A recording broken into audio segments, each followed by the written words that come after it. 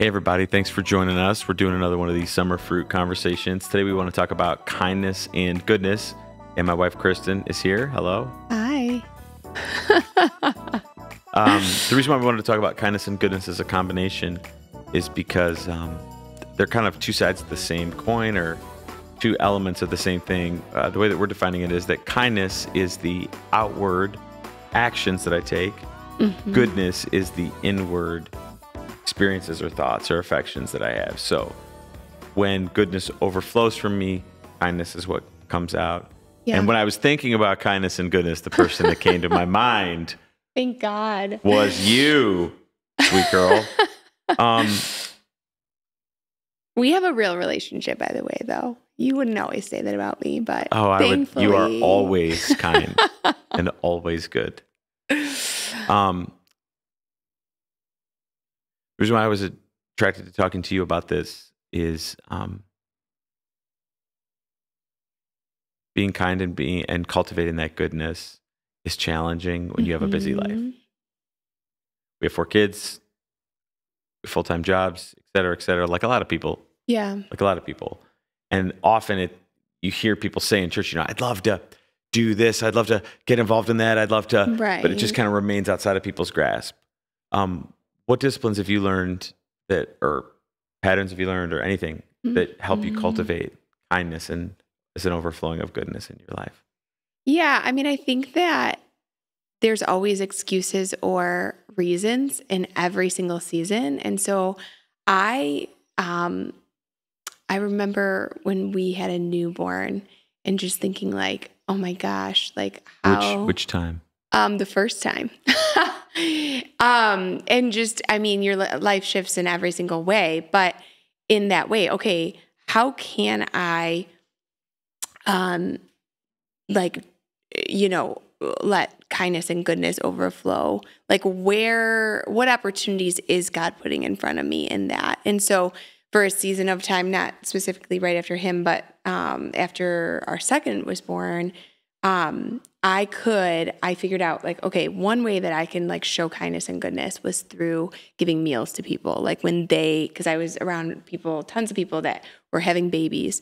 So I could, like, that was not out of the realm of my being in order to do that. Now, was that a sacrifice? Was that like, but I thought that was a real need that I saw people meet in my own life. And I was like, oh my gosh, if I can do that for one person or, once a month or however, like that. Or sometimes right now it's even like, I mean, I feel like it's such a gift when people give rides to our kids, right? Or it's possible that we're trying to hurry to do this right now because one of our kids needs to be taken someplace. It's possible, not certain. I mean, I just think that what are the practical things that God is putting around you? And I think that when we're busy, we have a tendency to lose sight of the opportunities that God is putting in front of us. And so I think it's that daily lens of just putting on those glasses of like, okay, Lord, help me to see the opportunities that are in front of me today. Because so often, like, we miss it or we're like selfishly don't grab onto those opportunities that would be so easy to do. This gets a little bit, I don't know, funny, but if you feel like you don't have time, you're still going to feel like that. Right. Even if you find season. the time. And what I've learned is you can bring people with you a lot of places. You're great at that. You. And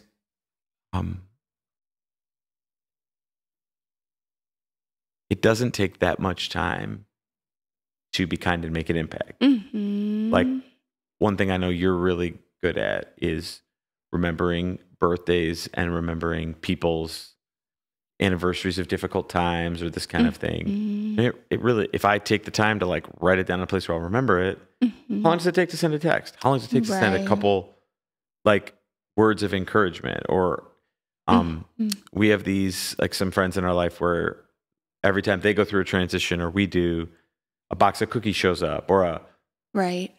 Yeah, I think just thoughtfulness, I think that has kind of been lost in our culture a little bit. And I've just been going through all these bins and bins and bins of stuff that I've accumulated over the years we've been married. And I think that even just if you're so busy, the power of words, we all know, like you could look for books all over the bookstore that just words have so much power. And one of the disciplines that I try to do is every single week I try to write 2 cards to people, like 2 people that have impacted me in the last week.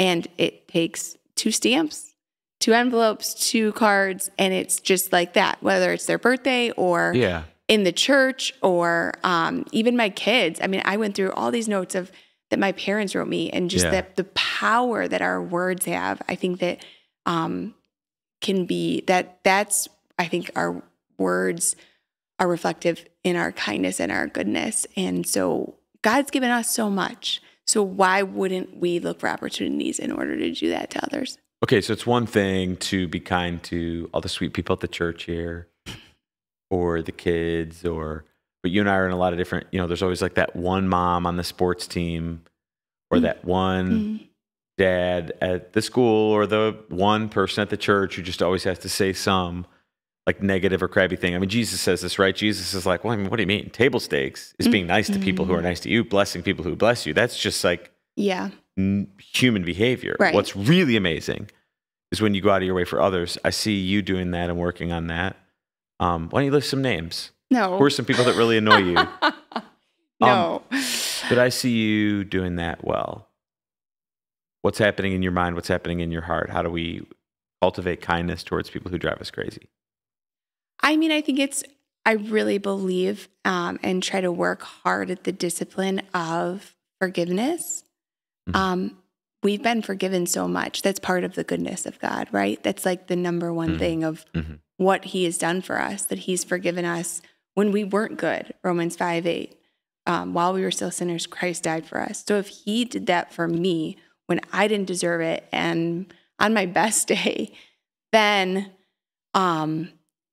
if somebody does annoy me or offend me or hurt me, my unwillingness to forgive, I really think it comes down to that, or unwillingness to like overlook the offense, or I mean, sometimes you just don't jive with people, but trying to be gracious in your responses and just having that continual, okay. Like I think that one of the things that I've heard said is take it with a grain of salt. Like sometimes the person that is cranky at church is usually cranky everywhere else. And so how can at church, what's my opportunity, or on the football field or wherever, that's my opportunity to like be like, okay, well, I'm the light here. They might not experience light somewhere else. So I got to be the light. I think that we find one thing I'll add that I think is helpful. We work hard on this together is it's a lot easier to be kind to people when I can kind of see past. She's crabby because she's going through a divorce right now. You always try to teach your kids, like he's acting out because he feels this, whatever. And it doesn't, always excuse behavior, but you just see people in a lot different dimension and light.